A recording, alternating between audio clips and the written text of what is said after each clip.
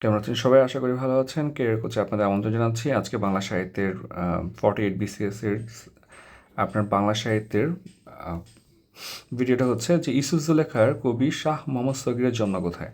তাহলে শাহ মোহাম্মদ সগীর কিন্তু আপনার এটা শুধুমাত্র প্রিলি না, এটা হচ্ছে রিটেনের জন্য খুবই গুরুত্বপূর্ণ। দেখেন ওনার জন্ম হচ্ছে আপনার চট্টগ্রামে। আপনারা দেখেন যে বাংলা সাহিত্যের প্রথম মুসলমান কবি শাহ মোহাম্মদ সগীর। তাহলে এটা পরীক্ষায় আসে যে বাংলা সাহিত্যের প্রথম মুসলমান কবিকে শাহ মোহাম্মদ সগীর। তার জন্মস্থানে সরাসরি কোনো তথ্য পাওয়া যায়নি, তবে তার কাব্যে তৎকালীন চট্টগ্রাম অঞ্চলের ভাষার প্রয়োগ থাকার কারণে ধারণা করা হয় তিনি চট্টগ্রামের অধিবাসী ছিলেন। ঠিক আছে? দেখেন বাংলা রোমান্টিক প্রণয় উপাখ্যানের আদি কবি, প্রথম বাঙালি কবি হচ্ছে শাহ মোহাম্মদ সগীর, ছিলেন হচ্ছে সুলতান গিয়াসুদ্দিন আজম শাহের কর্মচারী বা সভাকবি।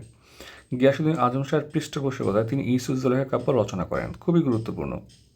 তাহলে হচ্ছে রোমান্টিক প্রণয়োপাখ্যান ধারার আদি কবি বা প্রথম কবি, প্রথম বাঙালি কবি শাহ মোহাম্মদ সগীর, এবং তিনি ছিলেন গিয়াসুদ্দিন আজম শাহের কর্মচারী অথবা সভাকবি, এবং ওনাকে প্যাট্রোনাইজ করে লেখার জন্য তিনি হচ্ছেন গিয়াসুদ্দিন আজম শাহ।